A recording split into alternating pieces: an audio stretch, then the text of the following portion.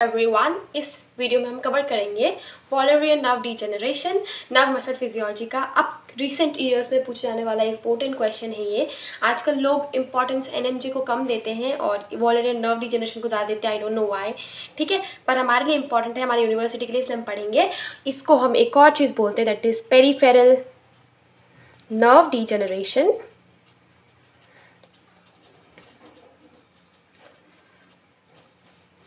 ठीक है, अब होता क्या है, देखो इस टर्म को समझने के लिए हमको पहले इसका बेसिक समझना ज़रूरी है, जो कि है नर्व इंजरी। डीजेनरेट तो तभी होगा ना जब इंजर्ड होगा। तो जो नर्व इंजरी है वो तीन तरह की हो सकती है, तीन तरह का, ठीक है। एक होता है न्यूरोप्रेक्सिया, पढ़ते हैं इसके बारे में, काफ़ी बड़े बड़े टर्म्स लिख रहे हैं। देन दूसरा है एक्सॉन्टिमेसिस एंड तीसरा है न्यूरोटिमेसिस, ठीक है। अब देखो जो न्यूरोप्रेक्सिया है, इसमें मतलब क्या होता है, इसमें हमारे न्यूरॉन को कोई लॉस नहीं हुआ, सिर्फ हमारा जो न्यूरॉन है वो कॉम्प्रेस हो गया। तो this is compression of neuron, ठीक है। न्यूरोप्रेक्सिया, तो ये हमारा सबसे लीस्ट सीवियर है, क्योंकि इसमें हमारे न्यूरॉन जो है वो डैमेज नहीं है। तो this is least severe form. दूसरा आता है एक्सॉन्टिमेसिस। टिमेसिस का मतलब होता है degeneration.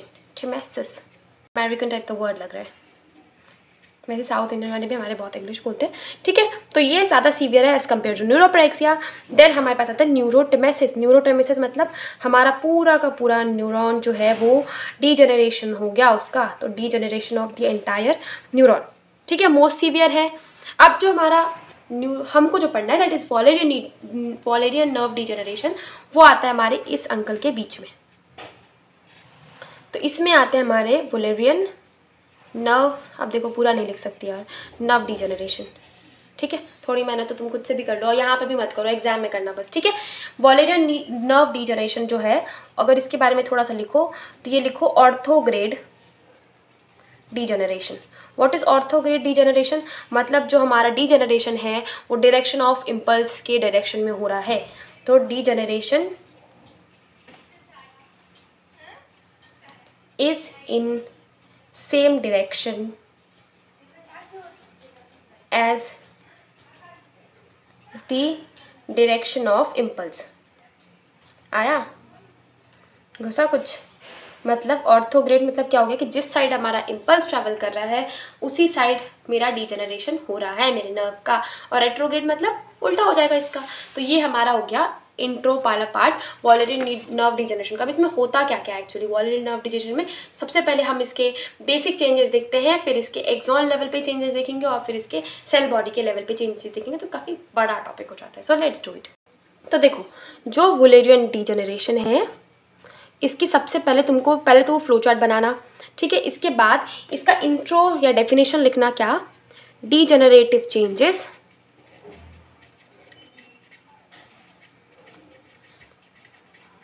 which occur in axon distal part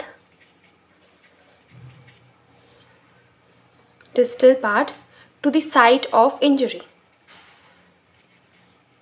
जिसको हम, इसको अभी हमने क्या बोला था, इसको हमने बोला था एंटेरोग्रेड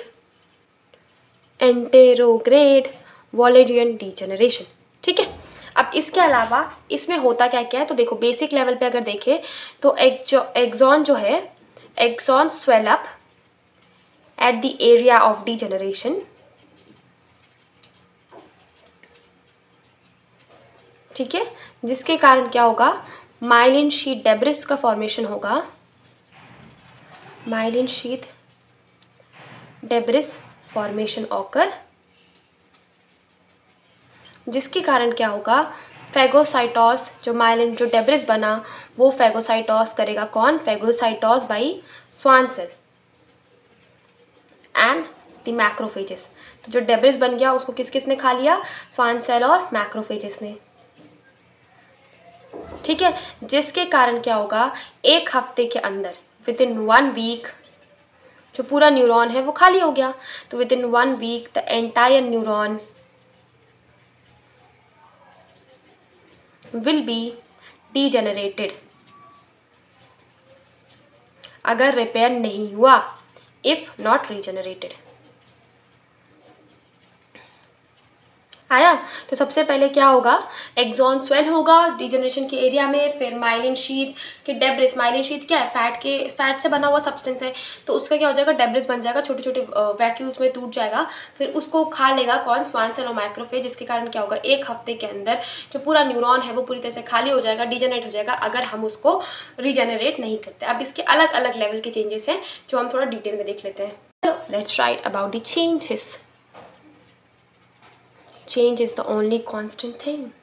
सबसे पहले बात करते हैं एक्सॉन सिलेंडर की।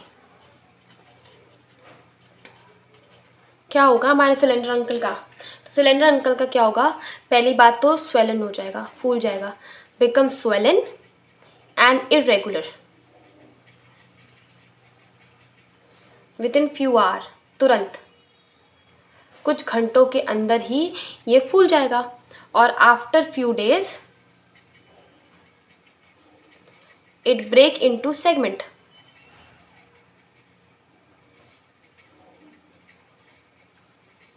ठीक है, पहला चीज हो गया हमारा एक्सॉन सिलेंडर। दूसरा हमारे पास आता है myelin sheath. As we know कि माइलिन शीथ जो है वो हमारे न्यूरॉन्स का एक इम्पॉर्टेंट पार्ट है, एक इम्पॉर्टेंट फीचर है।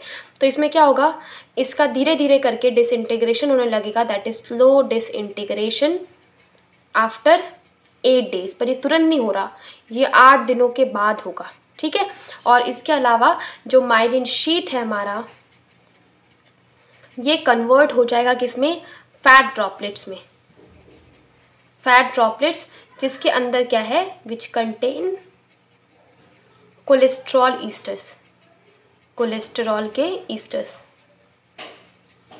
ठीक है, अब तीसरा हमारा आता है दैट इज न्यूरीलेमल शीथ। न्यूरीलेमल शीथ, तो ये क्या होगी, इस पर कोई इफेक्ट नहीं होगा, तो रिमेन अनइफेक्टेड।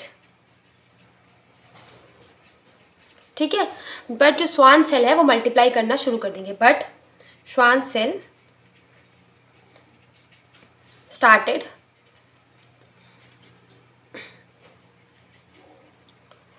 मल्टीप्लाइंग। ठीक है, जो चौथी चीज़ है वो हमारे पास है मैक्रोफेज। तो मैक्रोफेज क्या करेंगे, सबसे पहले उस एरिया पे जाएंगे, वहाँ पे जो डीजनरेटिंग एक्सॉन है, माइलिन डेब्रिस है, उसको हटा देंगे। ठीक है, तो जिसके कारण क्या होगा, इन्वेड द रीजन, सबसे पहले देख लेते हैं, invade the region and remove degenerating axon and myelin debris.